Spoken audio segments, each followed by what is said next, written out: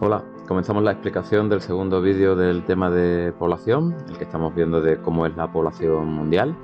El vídeo anterior ya analizamos cuántos somos y cómo nos distribuimos en el planeta. En este segundo vídeo nos vamos a centrar en los lugares en los que más crece la población. Vamos a ver inmediatamente que no hay un proceso de crecimiento homogéneo o igualitario en el mundo.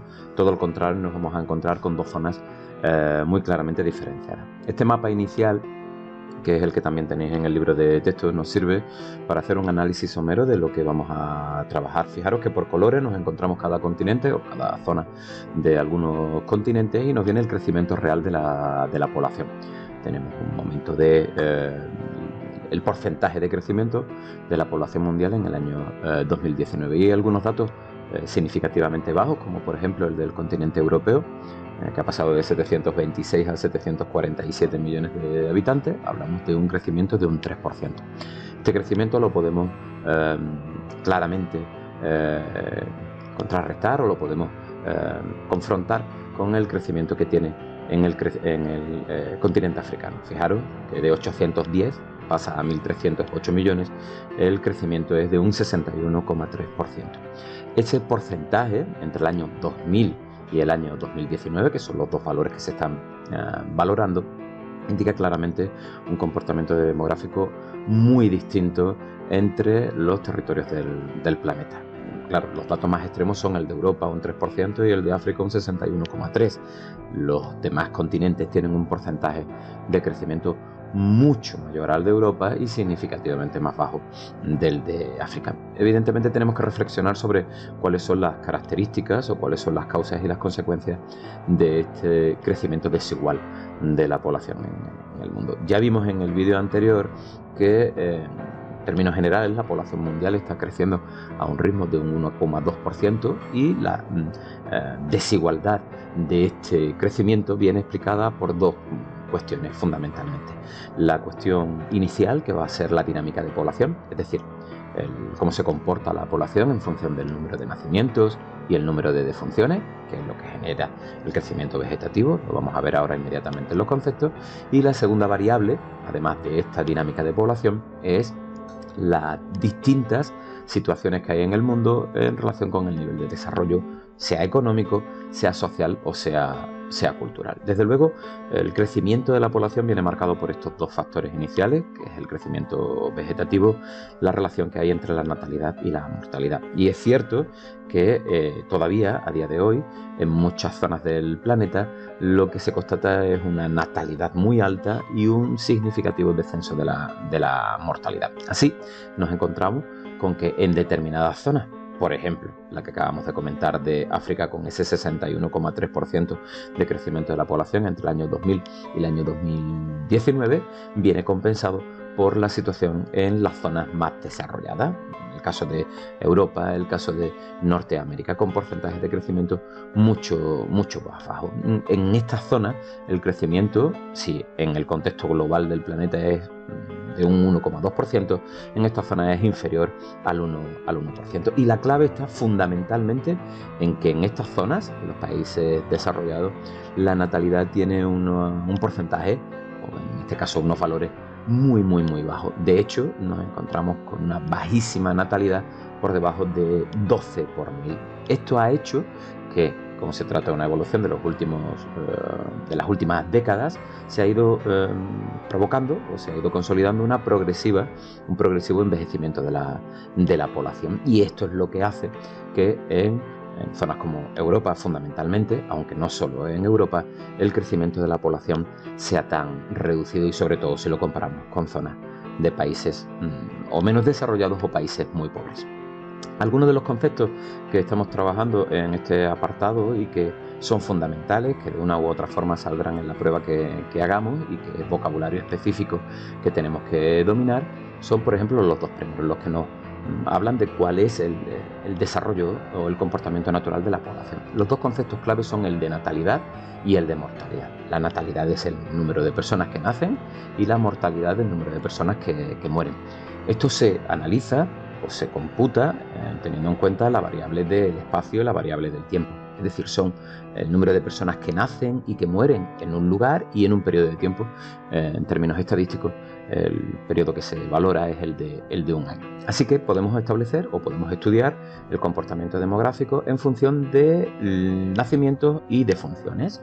Hablamos de tasa bruta de natalidad cuando establecemos la relación que hay entre el número de nacidos en un lugar durante un año entre el total de habitantes de ese territorio y lo multiplicamos por 1000. Es importante decir que este valor, esta tasa, se mide no en tantos por ciento, sino en tantos por 1000. Y la realidad es que esta tasa bruta de natalidad ha sufrido un descenso fortísimo en los países desarrollados. Nacen muy pocos niños en los países desarrollados, mientras que en los países con menos desarrollo, sin embargo, todavía se mantiene elevado esta tasa bruta de natalidad. Estamos hablando que en algunos países muy por encima del 20 por 1000, que es la media mundial. En el caso de la mortalidad, la tasa bruta de mortalidad se mide de una forma muy parecida. En vez de tener en cuenta el número de nacidos, tenemos el número de fallecidos. Se divide entre el número de habitantes y se multiplica por 1000. La realidad es que la tasa bruta de mortalidad se ha ido reduciendo prácticamente en todo el planeta, aunque en las zonas más desarrolladas esta reducción ya tuvo lugar desde hace mucho tiempo, viene produciéndose desde hace mucho tiempo y en algunos casos se retrotrae. Nos podemos remontar pues prácticamente al proceso que conocemos como la revolución industrial, que estudiaremos en cuarto de la ESO a finales del siglo XVIII y sobre todo comienzos del siglo XIX. Sin embargo, también tenemos diferencias en cuanto a la tasa bruta de mortalidad. Es una tasa bruta, los niveles son más altos normalmente en los países menos desarrollados, aunque también hay particularidades, como veremos en el análisis de una estadística que veremos posteriormente. Los otros conceptos importantes, además del de la natalidad y la mortalidad, que podemos utilizar para comprender en su justa medida este proceso de crecimiento desigual, es el de la fecundidad, el de la mortalidad infantil y el del crecimiento natural o vegetativo. La fecundidad, lo que se mide es el número de hijos que tiene una mujer en determinada zona. Dependiendo del lugar en el que hagamos el análisis, vemos que los resultados son muy distintos. Hablamos de mujeres en edad, evidentemente, de fertilidad. Estamos hablando que estadísticamente se valora entre los 14 y los 49 años, y para saber este índice o esta tasa de fecundidad se divide el número de nacidos que ha habido en un lugar durante ese periodo de tiempo de un año entre el número de mujeres que se encuentran entre esos 14 y esos 49 años. Ese resultado nos habla de cuál es el número de media, el número medio de hijos que hay por mujer en ese territorio. Y hay un dato que es el que nos tiene que servir para entender o para analizar cuáles son los resultados de cada país, para que se mantenga el relevo generacional, es decir, de padre-madre, pues aproximadamente para que se mantenga el relevo generacional, no solo tiene que tener 2 hijos, sino que estadísticamente tiene que ser 2,1 hijos. Esto lo que significa es que de cada 10 parejas, 9 al menos han de tener 2 hijos y una décima al menos debe tener 3. Con eso sí garantizamos que se produzca un relevo generacional, porque no se produce exactamente el mismo número de nacimientos de varones que de mujeres, así que se valora o se sitúa en 2,1 hijos por mujer para garantizar el relevo generacional, es decir, para que no se pierda población con respecto a la generación que le ha precedido. El dato de la mortalidad infantil, que es el número de niñas fallecidas antes de cumplir el primer año de vida, nos habla sobre todo de la calidad, del nivel de bienestar del país en el que se analiza. La tasa de mortalidad infantil lo que hace es dividir el número de fallecidos menores de un año por el número de nacidos vivos, y es el valor que nos dice o que nos referencia cuál es la calidad de tanto el desarrollo económico como de los servicios sanitarios, el nivel de bienestar social, en definitiva, del país cuya estadística estemos analizando.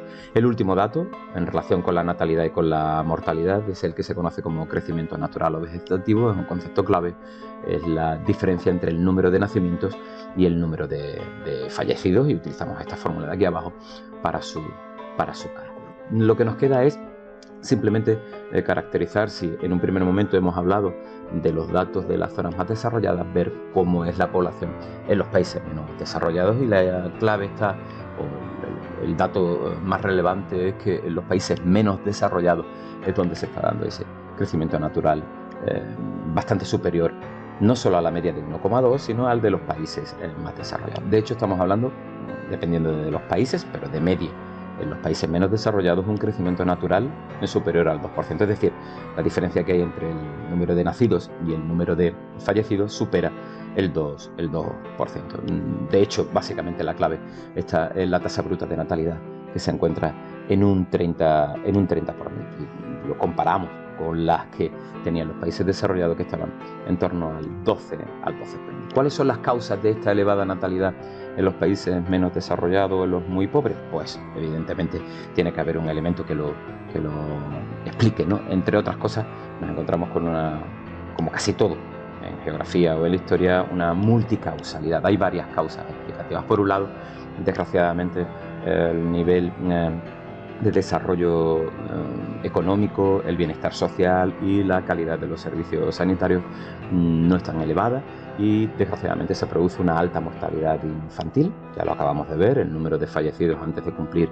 el año de vida. Ese hecho hace que las familias se planteen el tener más hijos ante la previsión desgraciada de que algunos o varios de ellos no sobrevivan. El segundo elemento que hace que también nos encontremos con una elevada natalidad es que en la estructura de población hay un porcentaje muy elevado de población joven que está en edad de procrear, y por tanto, comparativamente hablando, el número de nacimientos es mayor. Y en relación a esto, por supuesto, nos encontramos con estas altas tasas de fecundidad que acabamos de analizar. El número de nacidos dividido entre el número de mujeres entre 14 y 49 años. Si hablábamos de un relevo generacional a partir de 2,1, en estos países hablamos en algunos casos entre 3 y 5 hijos por mujer. Y finalmente también la concepción de que los niños, las niñas, pues vienen al mundo, entre otras cosas, a contribuir a la economía familiar. Es esa expresión que seguro que habéis oído alguna vez, de que los niños vienen con un pan debajo del brazo. Evidentemente aluden a su necesaria vinculación a contribuir a los ingresos familiares, es decir, a trabajar desde muy tempranas edades. Así que esta elevadísima tasa de natalidad en muchos de estos países, acompañada por el segundo factor, por este segundo valor para comprender la dinámica de población, que es la mortalidad, y que ha ido descendiendo en los últimos años, hace que haya una diferencia notable, y por tanto esa diferencia entre la natalidad y la mortalidad redunde en un crecimiento vegetativo muy notable. Aquí en esta estadística lo que se compara son algunos datos de países desarrollados, menos desarrollados y muy pobres. En tantos por miles la tasa de natalidad, la tasa de mortalidad y la relación entre ellos dos, el crecimiento vegetativo. Si nos fijamos en algunos países, por ejemplo, desarrollados como Canadá, tasa de natalidad 10,2 por mil, la tasa de mortalidad 9 por mil. Esto significa que tiene un crecimiento vegetativo del 1,2. Viene acompañado por el hecho de que de media las canadienses en edad fértil, entre 14 y 49 años, tienen de media 2 hijos. Si eso lo comparamos con los datos de algunos de los países muy pobres, por ejemplo, con el caso de Etiopía, si en Canadá la tasa de natalidad era un 10,2 por mil, en Etiopía un 36 por mil. La diferencia es enorme. La tasa de mortalidad, sin embargo, fijaros que parece paradójico, pero es mayor en Canadá, que es un 9 por mil, que en Etiopía, que es un 8 por mil. Hombre, no estamos hablando de que el sistema sanitario, el nivel de bienestar o el nivel económico de Etiopía, que es un país muy pobre, sea mejor que el de Canadá. No. Lo que ocurre es que en Canadá hay un porcentaje de población anciana mucho mayor que en Etiopía. Así que por una cuestión no relacionada con la economía, no relacionada con el bienestar, sino exclusivamente con la edad de un porcentaje elevado de la población de Canadá, hace que su tasa de mortalidad sea mayor que la de un país bastante más pobre, pero que tiene una mayoría de población joven. Así que si en Canadá nos encontrábamos con un 1,2 por mil de crecimiento vegetativo, el crecimiento vegetativo en Etiopía es del 28 por mil. Claro, la diferencia viene porque la media de hijos por mujer, ya lo hemos comentado, en Canadá es de 2 hijos, mientras que en Etiopía es de 5 hijos. La conclusión final, para terminar, es que esta tendencia se va a ir modulando en los próximos años, y la previsión para el año 2100, es decir, para dentro de aproximadamente 80 años, es que va a haber una población de unos 10.000 millones de habitantes en el planeta, muy irregularmente distribuidos. En torno al 60% va a seguir viviendo en Asia, con 2 países con una población tan importante como la de China de 1.440 millones y la India 1.390 millones, y en algunas zonas con un incluso decrecimiento de la población. Es posible que en Europa, aunque en el contexto general aumente de 801 a 878 millones, es posible que algunos de esos países, si no hay un aporte de inmigración importante, incluso pierdan población.